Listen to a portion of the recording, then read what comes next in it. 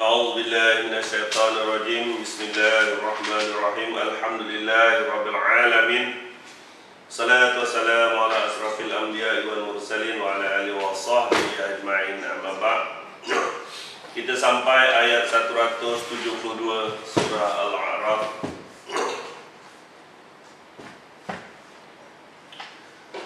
Surah Al-A'raf tengok 172. Dan ialah ketika Tuhanmu mengeluarkan keturunan anak-anak Adam dari sulbi mereka, dan Allah mengambil kesaksian terhadap jiwa mereka, berfirman, bukankah aku ini Tuhanmu? Mereka menjawab, betul, engkau Tuhan kami, dan kami menjadi saksi. Dan kami lakukan yang demikian itu agar di hari kiamat kamu tidak mengatakan sesungguhnya kami adalah orang-orang yang lengah terhadap keesaan Tuhan, dan agar kamu tidak mengatakan sesungguhnya orang-orang tua kami telah mempersekutukan Tuhan sejak dahulu, sedangkan kami adalah anak-anak keturunan yang datang sesudah mereka. Apakah engkau akan membinasakan kami kerana perbuatan orang-orang yang sesat dahulu? Tengok Al-Quran. Ingatlah ketika Tuhanmu mengeluarkan keturunan anak Adam dari sulbi mereka. Kalau kita baca tafsir-tafsir lama, ini tafsir-tafsir lama, Qurtubi, Maragi dan sebagainya, dikatakan semua anak Adam ini sudah dikumpulkan, rohnya sudah dikumpulkan zaman Nabi Adam dulu. Allah berfirman, bukankah aku Tuhan kamu? Roh menjawab, ya, engkau adalah Tuhan kami. Itu tafsir-tafsir lama. Dan disebutkan, dan ingatlah ketika Tuhanmu mengeluarkan keturunan anak Adam dari sulbi mereka, dia merujuk kepada tulang tongking. Jadi semua roh-roh ini adalah asalnya daripada tulang tongking Nabi Adam. Itu tafsir-tafsir lama. Okey? Kita tengok tafsir-tafsir baru, asalkan kamu memahami ingatlah ketika Tuhanmu mengeluarkan keturunan anak Adam dari mereka, berarti daripada ibu bapa mereka, lebih kepada bapa mereka. Sulbi, tulang sulbi. Sulbi ini bukan tulang, bagian belakang. Kalau orang dulu dikatakan tulang tongking. Nah, kita generasi baru, bukti-bukti mengatakan kita boleh merujuk yang dikatakan sulbi mereka itu adalah kelenjar prostat, sebab disitulah tersimpannya sperm. Jadi sebab anak-anak biasa dinasabkan kepada bapanya, bukan kepada ibunya. Ada tak binti mak?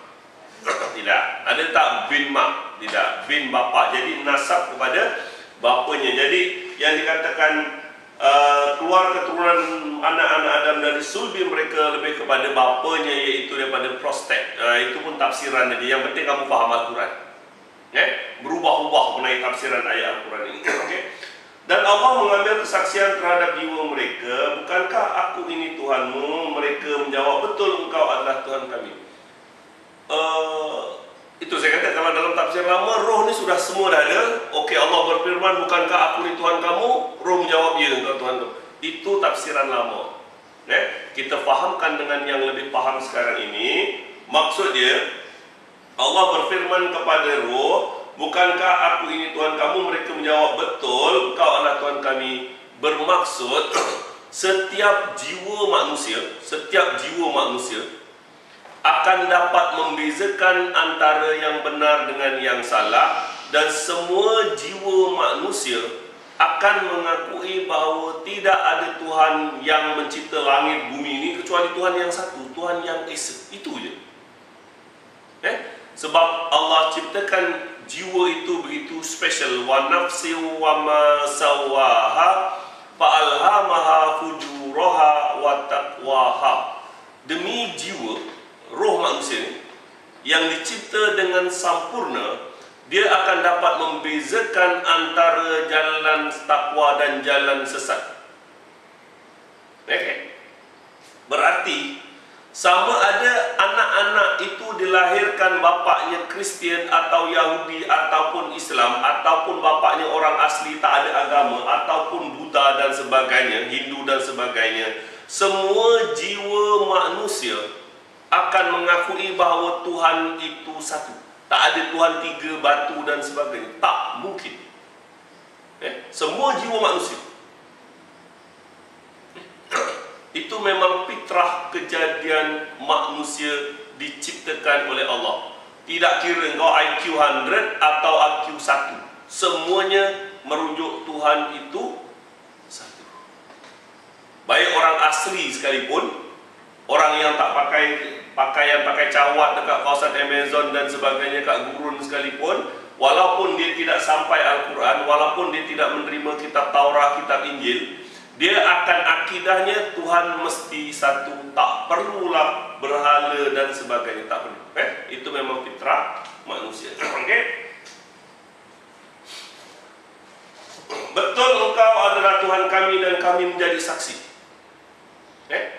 Itu sebab perlu diingat bahawa bukan hanya orang Islam sahaja yang berhak yang masuk surga Allah. Cuba awak tengok surah Al-Baqarah ayat 63. Ini Al-Baqarah ayat 63. 62.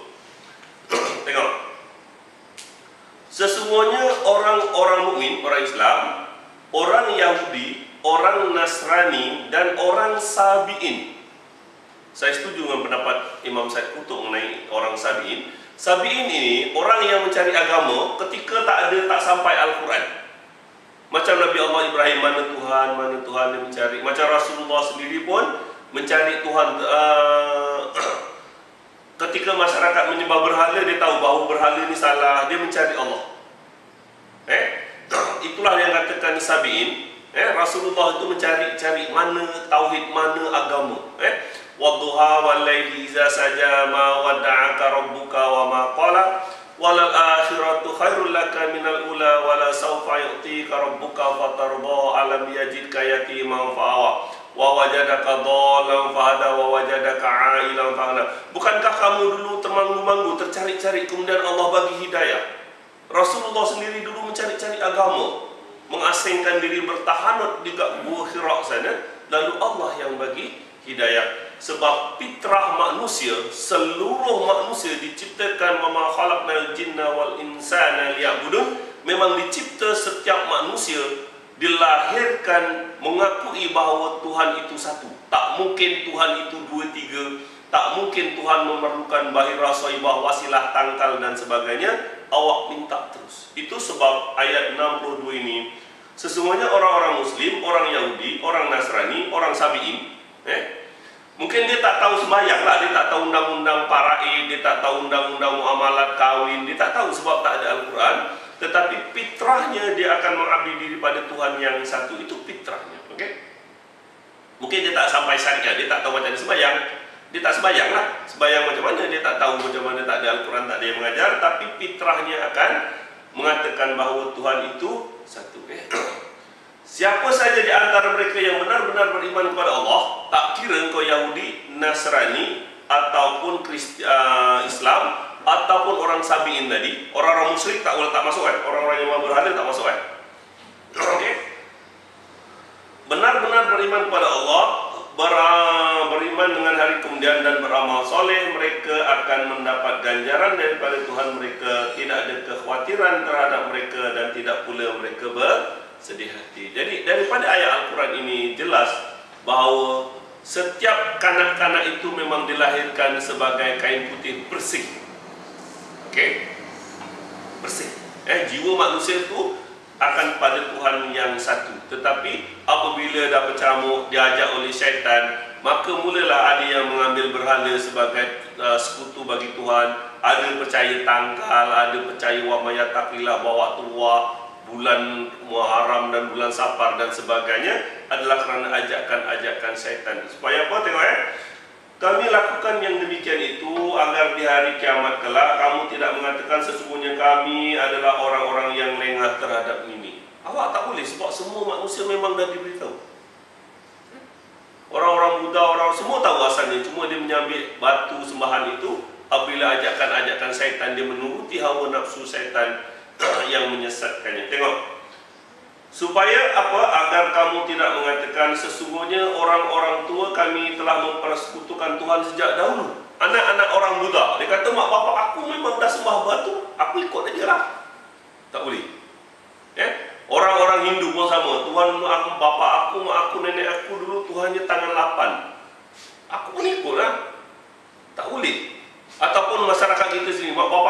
memang ayat Yasin ni memang tiap-tiap malam Jumaat dah. Padahal jiwa dia tahu bahawa Allah melihat, Allah tak perlukan benda-benda perantara. Jiwa manusia memang tahu. Awak tak boleh salahkan mak bapak awak kerana kamu tidak mengikuti dari Al-Quran ataupun kamu mengambil sekutu bagi Allah.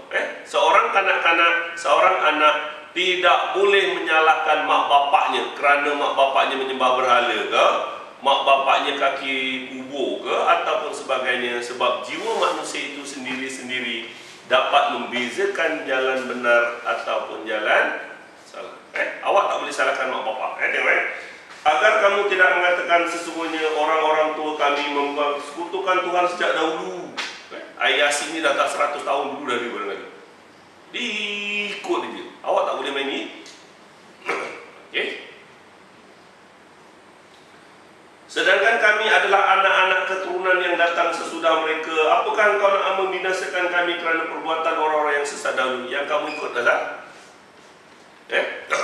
sedangkan orang tak gurun, orang-orang yang tak sampai ayat-ayat Allah pun fitrahnya Tuhan itu satu, mengetahui segala isi alam ini. Dia yang mencipta langit dan bumi. Tak adalah perlu awak nak bertangkal, berwasilah, bahira, soibah, wasilah dan sebagainya. Awak tak perlu benda-benda itu. Okey, Tuhan itu satu. Cuma saya ingatkan balik, bagi orang yang tidak sampai syariat macam orang-orang asri dan sebagainya, mereka memang tak ada peraturan syariat. Maksud dia tidak ada undang-undang pakaian, undang-undang nikah kahwin, akad nikah dan sebagainya. Dia tak ada undang-undang ini babi haram ke halal ke, dia tak ada. Sebab itu memang dari fitrah manusia yang diciptakan bahawa Tuhan itu satu. Faham? Dan demikianlah kami menjelaskan ayat-ayat itu agar kamu kembali. Tengok kami jelaskan ayat-ayat itu. Alhamdulillah hari ini awak dapat Al-Quran. Kamu dapat Al-Quran dan awak tahu fitrah kejadian manusia. Awak tak boleh salahkan mak bapak, ayat Yasin sana sini, awak boleh ikut Yasin. Orang air tangkal pun awak ikut tangkal. Awak mayat takilah mak bapak dulu memang kaki kubur, awak ikut kaki kubur. Awak tak boleh salahkan mereka. Ulang balik ayat 36 dari surah Al-Isra. Janganlah kamu sekali-kali mengikuti apa yang kamu tidak ada pengetahuan terhadapnya. Sesungguhnya pendengaran, penglihatan dan hati akan diminta untuk dipertanggungjawabkan. Jangan main ikut saja. Jangan salahkan mak bapak kalau kita sendiri yang sesat. Tengok ayat 175. Dan bacakanlah kepada mereka berita orang-orang yang telah kami berikan kepadanya ayat-ayat kami.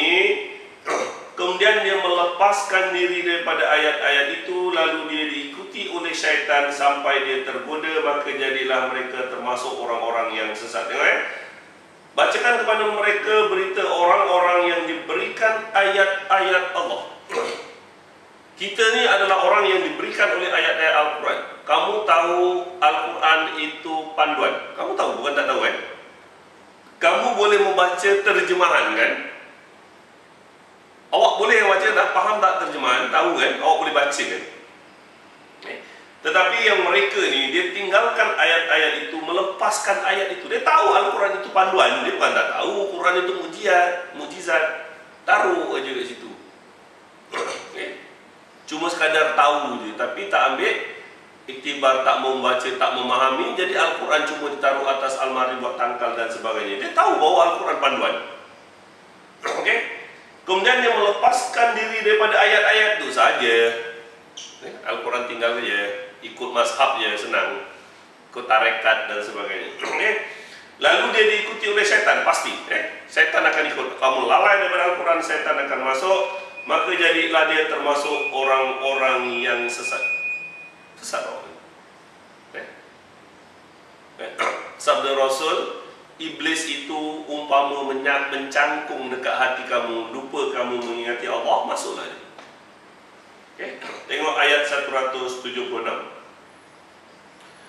Dan kalau kami kendaki, sesungguhnya kami tinggikan darjatnya dengan ayat-ayat itu. Allah muliakan manusia dengan ayat-ayat Al-Quran.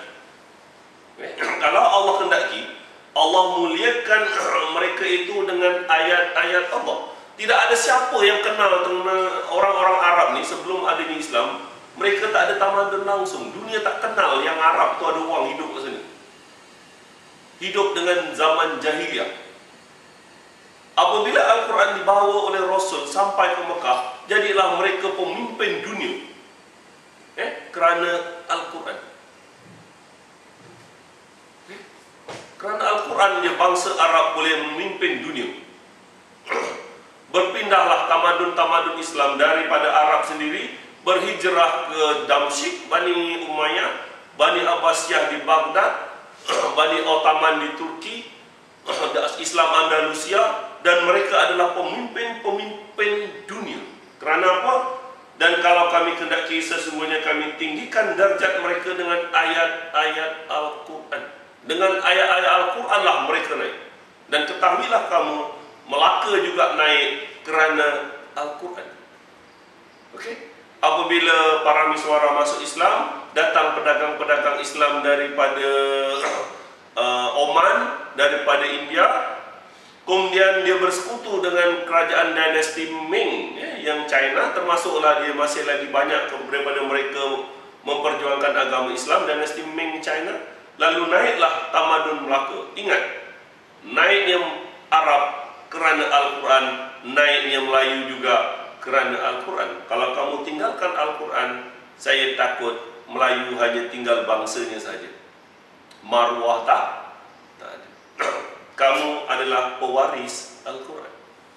Kamu sebab orang yang memahami Al-Quran. Kalau kami kendaki, sesungguhnya kami tinggikan darjatnya dengan ayat-ayat itu, sebab dia cenderung kepada dunia dan menurutkan hawa nafsunya yang rendah, maka perumpamaan mereka seperti anjing. Awak tahu Al-Quran itu ada panduan, tetapi saja tinggalkan. Allah umpamakan mereka itu seperti anjing. Jika kamu menghalaukan, menghalaunya, diulurkan lidahnya, dan jika kamu membiarkan, dia pun mengulurkan juga. Orang kalau dah kafir ni, bacakan Al-Quran macam mana pun susah kan? Memang dah tak nak menerima ayat-ayat Allah. Innal ladzina kafaru bi ayatina la innal ladzina kafaru sawa'un 'alaihim anzartahum am lam tunzirhum la yu'minun. Sesungguhnya sama saja orang yang kafir itu, bacakan ayat Al-Quran ataupun tidak, mereka tidak akan beriman. Khatamallahu ala qulubihim wa ala sam'ihim wa ala absarihim ghishawa. Allah tutup mata hati pendengaran mereka. Allah umpamakan mereka seperti anjing kerana memang tak nak menerima ayat Al-Quran. Dibacakan ayat Al-Quran, dia boleh cakap, kita mazhab Syafi'i, kau mazhab Wahabi. Apa benda cerita? Kita bacakan Al-Quran, tak ada kena-mena dengan Wahabi. Sengaja nak menolak. Allah umpamakan mereka seperti anjing. Dibacakan ayat Al-Quran pun tak dengar, apa tak lagi tak dibacakan. Buruk kan? Dan kalau kami kendaki, sesungguhnya kami tinggikan darjatnya dengan ayat-ayat itu, tetapi dia cenderung kepada dunia menurut hawa nafsunya yang rendah. Dan perumpamaan mereka seperti anjing, jika kamu menghalaunya, dia mengulurkan lidahnya, dan jika kamu biarkannya, dia mengulurkan lidahnya juga. Demikian itu adalah perumpamaan orang-orang yang mendustakan ayat-ayat kami. Dusta kepada ayat Al-Quran. Saya takut apabila kamu tidak membaca, kamu tak faham, kamu akan mengatakan sesuatu yang bertentangan dengan Al-Quran kerana kamu tak faham Al-Quran. Jadi kewajipan kita untuk memahami Al-Quran. Orang dulu, awak jangan ikut. Orang dulu tak ada terjemahan Al-Quran, tetapi kamu generasi celik Al-Quran, kamu boleh membaca terjemahan Al-Quran ada di mana-mana. Jangan kamu seperti orang-orang yang dahulu. Dulu tak ada Al-Quran, apa nak buat? Mereka terpaksa bermazhab dan sebagainya. Demikian itulah perumpamaan bagi orang yang mendustakan ayat-ayat kami, maka ceritakanlah kepada mereka kisah-kisah itu agar mereka berfikir. Fikirkanlah. Arab itu memang dulu satu mereka yang tidak bertamadun. Kalau tengok dalam sejarah, Sayyidina Umar tu sembelih anak perempuannya bunuh gitu je. Perempuan jadi barang dagangan. Apabila seorang kanak-kanak itu lahir, Dimirip-mirip siapa bapaknya. Begitu sekali. Mereka tawaf dengan telanjang. Dan sembahyang mereka dan doa mereka di rumah suci itu bukan ibadah, hanya siulan-siulan tepuk tangan saja. Jadi Islam memberi tamadun kepada generasi orang-orang Arab dan juga dunia. Dan ingatlah, Melayu juga naik kerana Islam. Kalau kamu tinggalkan Al-Quran, kamu akan tinggal bangsa saja.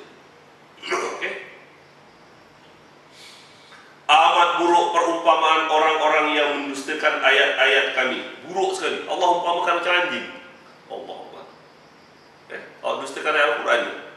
Allah umpamakan macam anjing. Mungkin muka awak cantik macam kajol, mungkin handsome macam saruhan, tetapi pada pandangan Allah, kamu seperti anjing melata. Jeli lidah. Ayat Al-Quran tak nak dengar. Jangan, kamu jangan. Amat buruk perumpamaan orang-orang yang mendustakan ayat-ayat kami, dan kepada diri mereka sendirilah mereka berbuat zalim. Awak zalim bukan pada siapa? Diri kamu sendiri. Awak tahu Al-Quran panduan, awak tak nak ikut, yang rugi siapa? Kamu. Okay. Orang lain tak menanggung dosa awak. Yang haru biru kamu nanti. Tengok ayat 178. Barang siapa yang diberi petunjuk oleh Allah, maka dialah yang mendapat petunjuk. Barang siapa yang disesatkan oleh Allah, maka mereka adalah orang-orang yang rugi. Ini jangan tafsirkan satu ayat ini. Barang siapa yang dibagi petunjuk oleh Allah, dia mendapat petunjuk. Barang siapa yang disesatkan, dia rugi. Jadi kata, kalau Allah nak bagi petunjuk, aku dapat petunjuk hidayah. Kalau Allah tak bagi, ya sudah. Itu kalau awak tafsirkan satu ayat. Tak boleh, awak tak boleh tafsirkan itu. Sebab Bismillahirrahmanirrahim. Ar-Rahman 'allamal Qur'an, khalaqal insan 'allamahul bayan. Ar-Rahman, Allah bagikan Al-Quran, menciptakan manusia, menambahkan ilmu perlahan-lahan. Dengan Al-Quran awak tahu panduan. Nak cari panduan, hudal linnas wa bayyinatin minal huda wal furqan adalah Al-Quran. Awak selalu baca alif lam mim, zalikal kitabul la raiba fi hudal lil muttaqin. Panduan bagi orang yang bertakwa. Nak cari takwa, nak cari supaya kamu mendapat petunjuk, baca Quran, bukan kitab hadis, bukan kitab tafsir, bukan kitab sirah dan sebagainya. Hadis, sirah, tafsir itu supaya kamu faham Al-Quran, itu je. Yang jadi panduan untuk dapat hidayah bukannya kitab hadis. Yang jadi panduan untuk dapat hidayah adalah Al-Quran. Faham? Kadang-kadang masyarakat kita ni pegang betul-betul kuat-kuat tentang hadis, Al-Quran ditinggalkan. Kamu jangan ikut. Al-Quran itu adalah panduan untuk mendapat hidayah. Okay. Kalau Bukhari Muslim macam tak boleh tolak. Wah, mengalahkan Al-Quran yang ni. Barang siapa yang diberi petunjuk oleh Allah, maka dia telah mendapat petunjuk. Awak nak dapat petunjuk, cari dalam Al-Quran. Panduan dia ada di dalam Al-Quran. Okay. Barang siapa yang disesatkan oleh Allah, maka mereka adalah orang-orang yang rugi. Apa nak buat? Allah dah sesatkan aku. Tak boleh. Sebab awak boleh baca, awak tahu ada Al-Quran, tapi kamu sendiri yang tak nak mengambil. Maka Allah sesatkan kamu kerana kamu sendiri memang tak nak mendapat hidayah. Tak nak baca, tak nak rujuk. Awak tahu panduan, tapi kamu tinggalkan.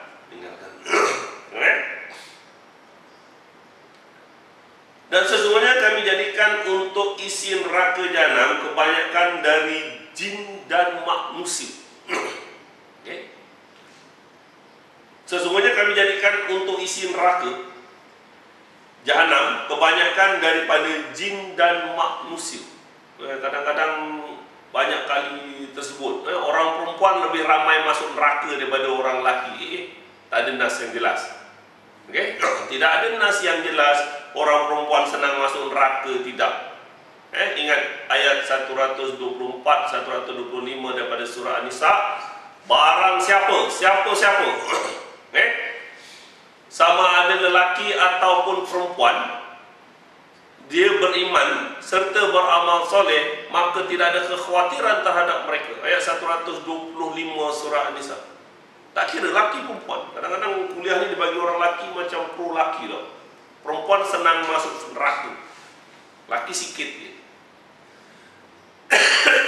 Tidak ada nas. Sesungguhnya kami jadikan untuk isi neraka kebanyakan dari manusia. Mereka mempunyai hati tetapi tidak mau mempergunakannya. Ada hati. Awak tahu Al-Quran panduan tapi sengaja tak nak ambil panduan. Bukan tak tahu, awak tahu. Tunggu bos datang. Kalau bos datang, aku buka Quran. Tak buka tak payah. Jangan. Kamu jangan buat. Jangan kamu ada hati. Ada hati tapi tak guna. Awak tahu panduannya Al-Quran dan Sunnah Rasul, tapi Al-Quran sengaja tak nak baca. Ditakut-takutkan orang pula tu. Belajar sendiri-sendiri, tak ada guru, gurunya setan. Baik, jangan belajar macam aku. Quran jangan baca. Dia sesat satu hal, mengajak orang sesat satu hal.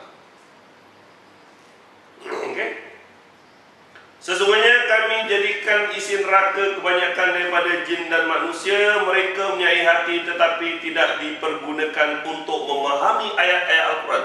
Tahu, hatinya penuh dengan hiburan.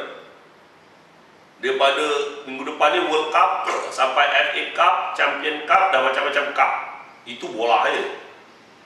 Belum drama Indonesia, drama Argentina dan sebagainya. Belum anak-anak dan sebagainya. 1001 ujian. Otaknya hanya dipikirkan untuk dunia saja. Mereka mempunyai hati tetapi tidak digunakan untuk memahami ayat-ayat Allah. Mereka punya mata, punya mata tetapi tidak digunakan untuk melihat ayat-ayat Allah. Masa matanya terang tak digunakan. Masih tua, darah tinggi dah naik, kencing mana dah tinggi, mata dah kabur. Mana Quran? No, jangan. Tolong jangan. Jangan tunggu besok. Kadang-kadang besok tak datang. Masa awak segar macam gini, awak tak nak baca. Masa anak kecil sibuk satu malam bangun sampai berapa kali, baru nak baca Quran. No. Dah tua, darah tinggi dah naik, mata pun dah tak nampak kabur, baru ciu, buat sini Quran ciu. Atau senang aja lah, kau bacakan Yasin je masa atuk mati nanti senang. Ataupun macam ni lah, besok ni kalau atuk dah mati, kau bacakan Yasin sedekah Fatihah ke atuk je kat surga, papas atuk kau senang macam tu. Jangan kamu jangan tak. Mereka mempunyai hati tetapi tidak digunakan untuk memahami ayat-ayat Allah. Punya mata tetapi tidak digunakan untuk melihat tanda kebesaran Allah. Mereka mempunyai telinga. Bukan tak ada telinga lah. Asyik dengar muzik tak habis. Gosip tak habis. Politik tak habis. Ayat Quran tak pernah didengar pun. Bukan tak pernah. Sikit je. Kalau ada yang bacakan, dengar. Mereka ada punya telinga tetapi tidak dipergunakan untuk mendengar ayat-ayat Allah. Tengok ayat ujungnya. Mereka itu seperti binatang ternak. Allah umpamakan kalau kita ada hati, ada telinga, ada mata. Hati boleh mengatakan bahawa Al-Quran itu panduan. Mata boleh digunakan untuk membaca. Telinga boleh mendengar ayat-ayat Allah, tapi kamu tak gunakan. Seperti binatang ternak. Kamu seperti binatang ternak, macam lembu kambing. Bahkan mereka lebih sesat lagi. Demi Allah, kalimah Allah ini benar. Mereka lebih sesat daripada binatang ternak. Ada tak orang lembu tu ambil batu untuk disembah? Ada tak lembu tu ambil batu Karbala ke ataupun Wamayat Takila sekutu bagi Tuhan? Ada? Tak ada. Ada tak dia bertanggal jumpa bomoh? Ada? Itu sebabnya Allah letakkan mereka itu rendah, serendah-rendahnya, lebih hina daripada binatang ternak, lebih hina daripada anjing. Kamu nak ke Allah samakan kamu seperti binatang ternak? Nak ke Allah pandang kamu seperti anjing? Padahal kamu tahu Al-Quran itu panduan, bukan kamu tak tahu. Kemudian Allah bagi kamu masa, bukan tak ada masa. Awak boleh membaca terjemahan ada depan mata. Nak ke kamu tinggalkan benda ni? Kemudian Allah umpamakan kita seperti anjing, umpamakan kita seperti binatang ternak, lembu, kambing, melata semuanya. Nah, mau tak? Sukarnya kadang-kadang nak mendengarkan ayat-ayat Al-Quran, macam-macam halangan. Begitu rendahnya manusia pada pandangan Allah apabila ada hati tapi tak guna. Ini kubur keramat, ini air keramat. Ada hati, bukan tak ada, bukan tak tahu. Air itu baca Yasin 100 kali tak ada tahu banget, bukan tak tahu. Allah pandang seperti binatang melata, bahkan lebih teruk daripada itu. Mereka itu seperti binatang ternak, bahkan mereka lebih sesat lagi. Lebih sesat, memang lebih sesat. Tak pernah aku tengok lembu pakai air tangkal sendiri. Ada jumpa mana lembu lain tu buat keramat. No. Binatang tak ada buat begitu. Manusia kalau mengikut Al-Quran, dia adalah sebaik-baik makhluk ciptaan Allah. Tetapi kalau dia syirikan Allah, mereka lebih hina daripada binatang melata. Bahkan lebih sesat daripada itu, mereka itu adalah orang-orang yang lalai. Kamu jangan lalai. Jangan lalai tentang Al-Quran. Orang lain suka hati. Orang lain suka hati, dia nak ikutlah anak-anak, kena apa ke suka hati dia. Kamu jangan. Jangan tunggu saya datang bacakan Al-Quran, mungkin saya tak datang terus. Entah-entah awak mati dulu, saya mati kemudian. Entah-entah saya mati kemudian, kamu mati dulu. Oh, sama tak percaya. Cuba tengok ayat 180. Hanya milik Allah Asmaul Husna, nama-nama mulia, maka mohonlah kepadanya dengan menyebut Asmaul Husna itu, dan tinggalkanlah orang-orang yang menyimpang dari kebenaran dan dalam menyebut nama-namanya.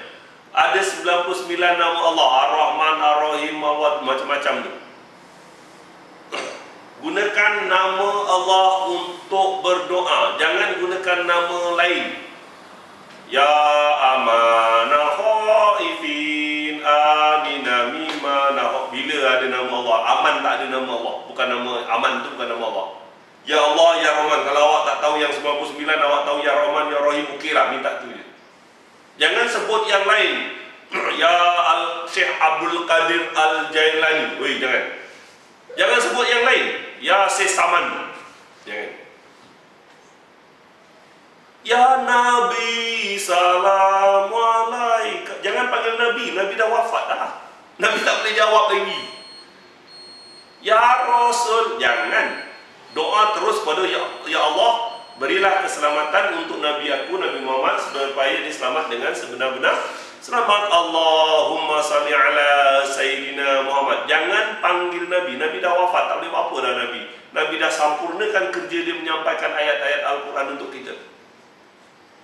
Jangan panggil selain daripada Allah. Ya Syekh, Ya Kubur, okay? Ya Al-Habibi, Al-Maulana, Hamdani Zaidi. Aduh, tahu Zaidi, Hamdani Zaidi tu tak?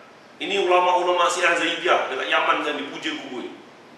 Seperti mana kubur Ayatullah Khomeini, Syekh Zainal Husin dan sebagainya. Ini benda-benda sufism, kerabat dengan Syiah. Kamu jangan terlibat. Doa minta terus pada Allah. Ingat, kalau Allah bagi apa yang kita doakan, mudah-mudahan itu yang paling baik. Dan kalau Allah tak bagi pun, barangkali itulah yang lebih baik. Kita tak tahu akan datang. Hanya milik Allah nama Asmaul Husna, mohonlah kepadanya dengan menyebut nama-nama itu, dan tinggalkanlah orang-orang yang menyimpang dari kebenaran daripada menyebut nama Allah. Tinggalkan mereka. Kalau tengok dekat setengah-tengah tarekat tu masih lagi sedekah kepada Syekh Abdul Qadir Al-Jailani lah, Al-Habibi, Imam Priuk dan sebagainya. Awak tinggalkan. Awak tinggalkan, jangan duduk bersama mereka. Okay? Nanti mereka akan mendapat balasan terhadap apa yang mereka kerjakan. Bukan kita yang nak balas, kerja Allah. Itu hak Tuhan. Okay? Di antara mereka ada orang-orang yang kami ciptakan, ada umat yang memberi petunjuk dengan hak, dengan Al-Quran. Di antara mereka ada orang yang menyampaikan ayat-ayat Al-Quran. Hari ini saya menyambung kerja Rasul, menyampaikan ayat Al-Quran kepada kamu. yang saya baca ini adalah Al-Quran. Okay? Dan dengan hak itulah mereka menjalankan keadilan. Mudah-mudahan kita pun berjalan mengikut Al-Quran setakat mana yang kita mampu. Itu bukan ilmu hebat sangat. Dan orang yang mendustakan ayat-ayat kami, walladzina kazzabu biayatina, orang-orang yang mendustakan ayat-ayat kami, dusta pada ayat Al-Quran, nanti kami akan menarik mereka beransur-ansur ke arah kebinasaan dengan cara yang tidak mereka ketahui. Ini yang kadang-kadang awak tak perasan. Kalau kamu dustakan ayat Al-Quran, Allah jahanamkan hidup kamu nanti secara kamu tidak ketahui. Dibagilah idea ini, cari kerja tempat baru ni. Rupanya kerja tempat baru itulah yang menyebabkan tempat awak sesat, hiburan sana sini. Ini niaga sendiri. Dengan niaga sendiri itulah kadang-kadang kamu akan terlangkuk. Kalau kamu dusta akan ayat Allah, wa amma man baghila wastagna wa kazzaba bil husna fasanuyassiru lil usra. Kalau kamu kazab, bahil dan kazab dusta dengan ayat-ayat yang baik, ayat Al-Quran, Allah akan mudahkan kamu ke jalan kesukaran. Dapat kereta pun bawa menjadi menyusahkan kamu, dapat duit pun menyusahkan kamu, dapat suami pun susah, dapat bos pun susah, dapat kawan pun susah, dapat duit pun susah, dapat duit banyak dibagi penyakit sana sini, habis duduk dekat insulin injection dan sebagainya. Alright? Apa janji Allah? Nanti kami akan menarik mereka beransur-ansur ke tempat binasa sedang mereka tidak sedar. Awak tak perasan rupanya yang dibagi macam rahmat itu adalah musibah. Anak pun jadi musibah, harta pun jadi musibah, jiran pun jadi musibah, tempat kerja jadi musibah, semua jadi musibah. Bukan susah sangat. Allah ilhamkan kau sedikit, habis. Okay. Melabur ni, beli kat sini, melabur, beli rumah kat sini, ni bagus kat sini, rupanya rumah tak siap dah. Macam-macam cara Allah nak terik nikmat. Ingat. Wa amma man baghila wastagna, kalau kamu bahil dengan nikmat Allah, wa kazzaba bil husna, dusta akan ayat-ayat yang baik, dusta ayat-ayat Al-Quran, fasanuyassiru lil usra, Allah akan mudahkan kamu ke jalan kesukaran. Wa man a'rada an zikri fa inna lahu ma'isatan donka. Barang siapa yang berpaling daripada peringatan Al-Quran, pasti kami akan jadikan kehidupan dia sempit. Sempit. Ada anak pun menyusahkan kamu, ada suami pun menyusahkan kamu, ada harta rumah pun menyusahkan kamu. Okay? Dan kami akan bangkitkan mereka di hari kiamat besok dalam keadaan buta. Okay? Alright. Jangan dusta terhadap ayat-ayat Al-Quran. Okay? Dan orang-orang yang mendustakan ayat-ayat kami, nanti kami akan menarik mereka beransur-ansur ke arah binasa dengan cara mereka tidak sedari, dan Allah memberi tangguh. Sekarang masih gagah perkasa, naik kereta Audi lah. Sekarang cantik, ramai yang minat. Allah tangguhkan hingga satu waktu. Allah tangguhkan dia, cukuplah nanti. Apa? Awak ingat Allah lupa dengan kesalahan kita? Kalau kita buat maksiat, kalau kita dustakan ayat Al-Quran, Allah tak ingat? No. Sebab Allah bagi tangguh atas rahmat yang hanya Allah saja yang mengetahui. Seorang lelaki katakanlah pergi kubur, mati piak, apa nak jadi kepada isteri anak dia tak terlibat pun. Okey? Seorang katakanlah seorang bos jahat, mati piak habis. Apa nak jadi pada pekerja-pekerja dia? Itu anak isteri pekerja-pekerja lain semua nak terlibat. Jadi Allah mengira setiap waktu dengan penuh terperinci. Dan aku memberi tangguh mereka kepada mereka Sesungguhnya rencanaku amat hebat. Rencana Allah amat hebat. Okey? Alright. Jadi conclusion pada hari ini, yang pertamanya, setiap jiwa boleh mengenal jalan sesat, jalan takwa. Tak kira orang itu orang asli ke, orang Buddha ke. Awak tak boleh salahkan mak bapak awak. Seorang kanak-kanak tak boleh menyalahkan mak aku Buddha, bapak aku Buddha, aku jadi Buddha. Tak boleh. Sebab memang setiap jiwa boleh membezakan, tak kira dia lahir kat gurun atau kat hutan kat mana, memang jiwa dia boleh. Yang keduanya, mereka yang sabiin, orang yang cari agama ni, mungkin dia tak dapat syariat. Awak jangan heran dia makan babi ke, dia nak kahwin sampai 8 ke, sebab dia tak ada syariat. Okey, tetapi dia akidahnya mesti masih lagi satu, tidak ada Tuhan yang disembah melainkan Allah. Itu jiwa manusia. Yang ketiga, kalau kamu dusta ayat Al-Quran, kamu tinggalkan Al-Quran, ada hati kamu tak pakai, ada telinga kamu tak pakai, ada mata kamu tak gunakan untuk ayat-ayat Al-Quran, Allah pandang kita lebih hina daripada binatang melata. Okay? Allah pandang kita lebih hina daripada binatang. Okay? Dan yang paling penting, jangan ingat kamu dustakan Al-Quran, kamu boleh terlepas. Jangan sekali-kali. Jangan ingat kamu melanggar hukum Allah, kamu boleh terlepas daripada azab Allah. Jangan sekali-kali ingat, tetapi Allah memberi tangguh hingga satu waktu yang sesuai nanti. Okey? Kerana rancangan Allah sungguh hebat. Balikkan urusan pada Tuhan, ulang balik salah satu kandungan daripada khutbah Arafah yang Rasulullah baca, aku tinggalkan kamu dua perkara yang kamu tidak akan sesat selama-lamanya selagi kamu berpegang dengan keduanya, yaitu Al-Quran was Sunnah. Jangan kamu tinggalkan Al-Quran. Orang lain suka tidak. Kamu jangan. Sebab kamu orang yang boleh membaca. Alright. Ada apa orang nak tanya mengenai Al-Quran?